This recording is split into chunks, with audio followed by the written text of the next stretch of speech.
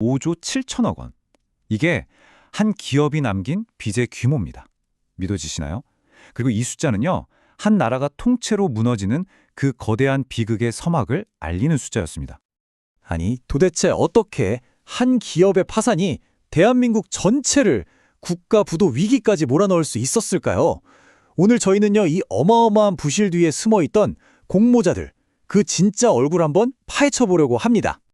네, 오늘 저희 사건 기록실이 추적할 사건은 바로 1997년 대한민국을 송두리째 흔들었던 한보 사건입니다. 한낱 기업의 붕괴가 어떻게 IMF 외환 위기의 도화선이 되었는지 그 추악한 진실의 기록을 지금부터 시작하겠습니다. 이렇게 잊혀가는 진실을 향한 저희의 집요한 추적을 계속 지켜보고 싶으시다면 구독과 알림 설정 꼭 부탁드립니다. 여러분의 그 관심이 저희가 진실을 파헤치는 가장 큰 힘이 되거든요.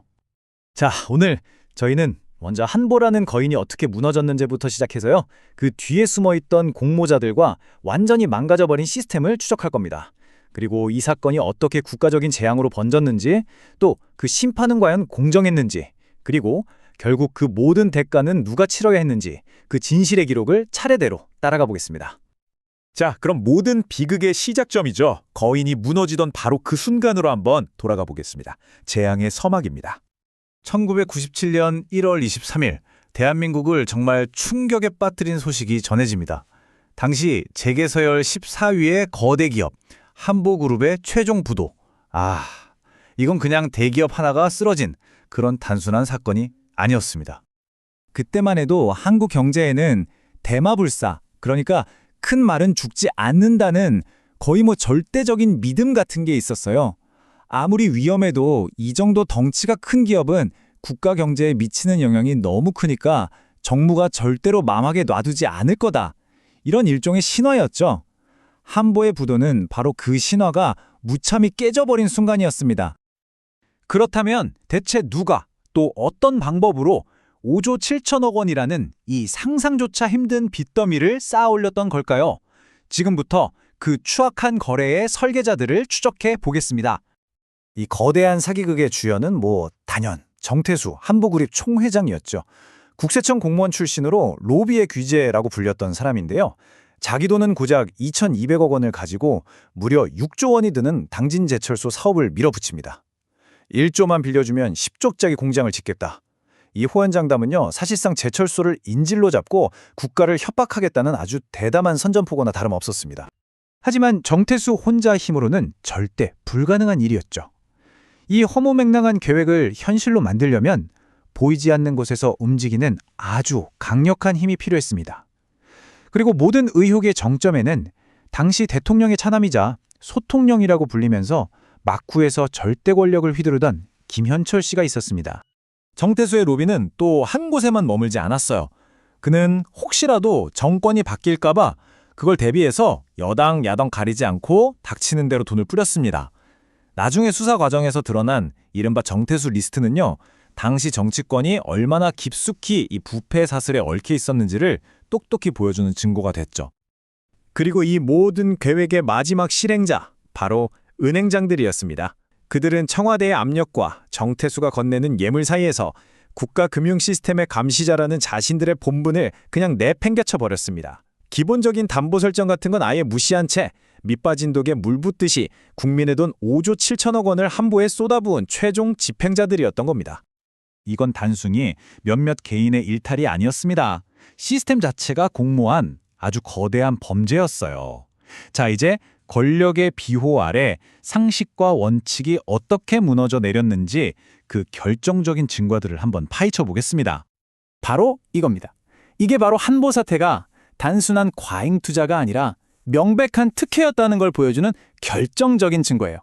1995년 초에 정부가 포스코에 대해서는 코렉스 공법 사업을 포기하라고 종용합니다. 왜냐? 당시 최신 기술이긴 한데 아직 안정성이 검증이 안 돼서 막대한 투자금을 그냥 날릴 위험이 너무 컸기 때문이죠. 그런데 정말 놀랍게도요, 바로 그 시점에 기술적으로 실패할 가능성이 크다는 걸 이미 알고 있었던 바로 그 코렉스 공법을 한보가 도입하는 건 허가를 내줍니다. 이건 경제 논리로는 도저히 설명이 안 되는 명백한 정치적 결정이었던 거죠. 이렇게 무너진 시스템의 실체는 한 용기 있는 내부 고발자의 이불 중에서 세상에 드러나게 됩니다. 대출 실무 책임자였던 고 박석태 전 제1은행 상무. 이분이 국회 청문회에서 은행의 대출 결정이 청와대 비서관에게 직접 보고되고 사실상 승인까지 받았다는 정말 충격적인 사실을 증언합니다. 소위 관치금융의 연결고리가 처음으로 공식 확인되는 바로 그 순간이었습니다. 하지만 진실을 말한 대가는 너무나도 참혹했습니다.